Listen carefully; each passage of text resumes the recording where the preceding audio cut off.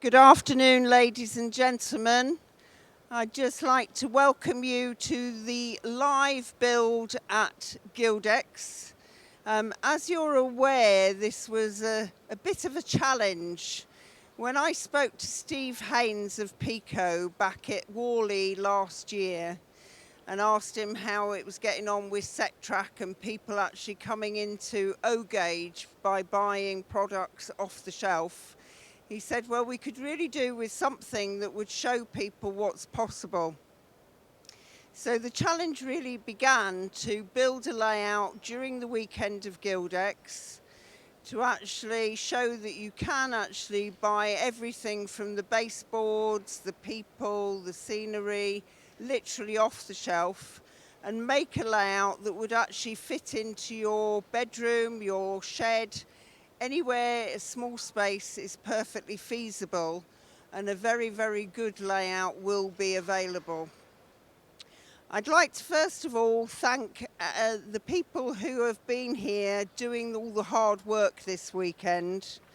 Nigel Smith has led the team and is hiding in the background here. Come on forward so people know who you are. I think most people know me anyway.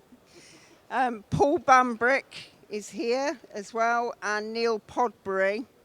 I won't steal James's thunder about all of the issues that have happened along the way and the modelers who have been unfortunately stranded in places afar and unable to attend. But between the three of them, plus a last-minute addition to the team in Kevin Wilson, they've certainly done an amazing job. The other people who I really want to actually thank are the providers of the products that have made this happen. So I'd like to thank White Rose Model Works for the baseboards. They do supply baseboards literally ready to use. We've had a lot of support from Pico in supplying all the track work and the points. DCC Concepts provided the point motors and the lever frame. If I move to Elcut Creative, who supplied the buildings, which come in kit form but also can be purchased pre-built. So you can literally buy everything that we've got here off the shelf. Squire's Model and Craft Tools have provided all the electrical wiring and the scenery items. We've had Omen Modelling Paint supply the paint. Skytrex have supplied line-side items which are yet to be added. And Northumbria Painting Services have provided some figures which will go on as well. And there's also been a lot of work behind the scenes which James will talk to the team about. But I'd just like to set the background, say thank you very, very much to all of the traders who've helped us. Thank you very, very much to the team, because we couldn't have done it without you. I think we've proved that you can build a layout in a weekend, and you will see this layout running at Kettering and all of our 2024 shows. So come and watch it working, and it is true testament to you can build O-Gauge in a small space and buy everything off the shelf. It has been named. We had literally put a name in the box, and Weekend Yard was chosen. It's been pulled out at random. An excellent name, very appropriate. And I'd like to hand over to Paul to actually put the plaque in place so that we've got the totem supplied by Totem Signs as well. So that's very kind. Thank you.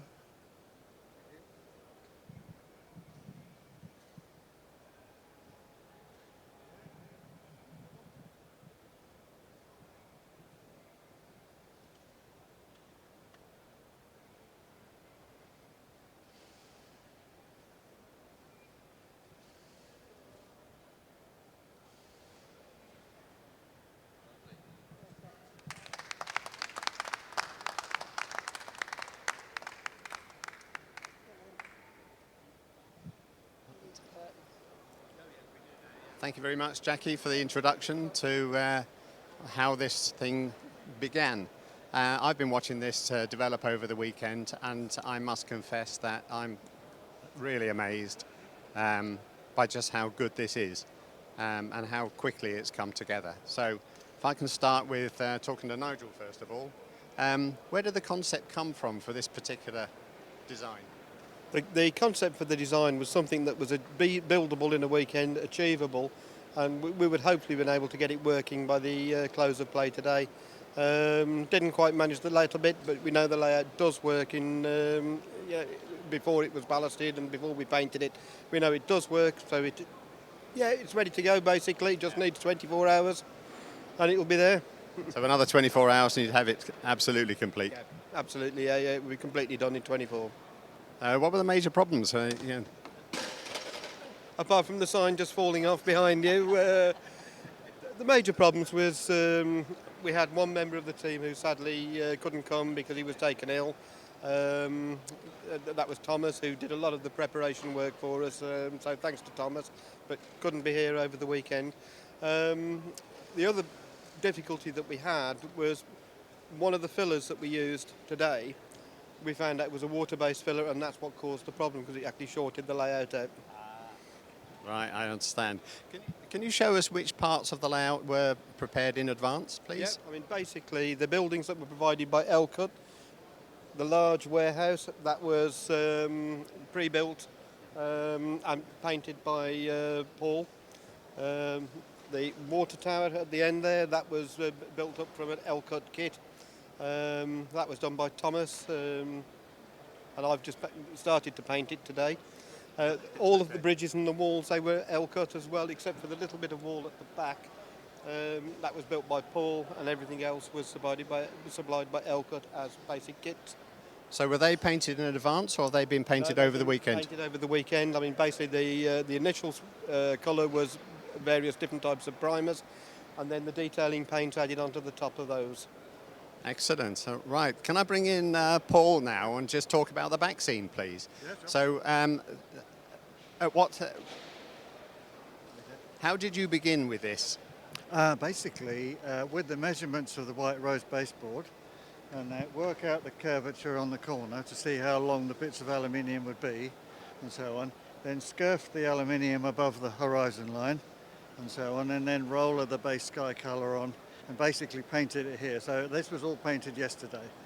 I did notice that the white paint background was being done on the Friday, and I was thinking to myself, well, that's a bit poor that a stand arrives without even preparing to paint the back scene, Yeah, sure. Well, without realising what was actually going on, of course. yeah, that's it. Well, all I did on the Friday, we had a bit of preparation time. So basically, in order to give me a dry surface to paint on top of, and so on, I coloured one half of it on the Friday, and so on. So you're not trying to work through too many wet layers. Absolutely, yeah, makes sense. Yeah, so that's basically it. But other than that, the aluminium basically has got a joiner to allow it to be separated into the two boards. But you can see that the way that it comes, you can get a fairly fine join, and so on, as you butt the two pieces up together and just have a simple clamp arrangement behind. So it's relatively straightforward, and the aluminium itself is just done with mail order. So whatever size you actually need, you can just measure up and so on. And basically you can phone it up and it arrives on the doorstep all cut to size. Of course, it does help to be rather artistic in being able to paint the back scene. And it's a bit generic, as you can see, but normally you do a bit more research to find out where it was and everything. But it just goes to show it can be done. You know, it takes a bit longer to do a researched one, but it shows you it can be done. It's a possibility anyway. It looks fabulous. Well done. It's really nice. All right. Neil, can I bring you in? Of course. Which parts were you responsible for, Neil? Mainly the mistakes. No, I've worked or been working on the yard areas, and actually this has been a bit of a learning experience because I thought that using a particular filler, because of the time involved or the lack of time, was going to actually work, and we didn't go down the normal route of using sort of kiln dried sand and setting all that because of the time. And hence the difficulties with the running. But I still really like the effect, and we would still use that over the top of that. So that's one thing. And just the grass areas and bits of the frilly bits and pieces is so my involvement in this in some ways has been actually quite small. But I'd love to have done more, but it's we've run out of time. But we've given it a good go. So. So how was the grass done? It's all static. It's mainly static grass, layering short layers to begin with, and then gradually building up with longer layers. I mean, as I said, if we'd had more time, I'd have put more long dead grass and added a bit more texture and what have you into it. But this is a basis to work up from here, really. Yeah, would you say this is sort of something that you could then fiddle with for some while afterwards? Oh my goodness, yeah. There's like absolutely masses that I personally would love to do to this, but absolutely, there's lots more that could be done. Yeah. Any other things that went particularly well? Yeah, I think the way that it looks, the format and everything, I really like, and I think it's quite convincing. I think the fact it's got it gives it a sense of place, and I think I like the fact that this could be a real place, and for me that's quite important. I like prototype modelling anyway, and although this isn't a distinct prototype, I think we've given a flavour of what one could actually be like. So yeah, I'm really happy about that. Yeah. Excellent. No, it looks fabulous. Well done, and also well done for getting back from Portugal in time. Thank you. Yeah, that was a bit of a trial, but yeah, very glad to be home. I bet you are. Yeah. Thank you very much. Thanks, Dave. Okay. Well, I think that covers an awful lot of the layout. I hope that's a good introduction as to what's happened over the weekend. All credit to the team. I think they've done a fabulous job. Thank you.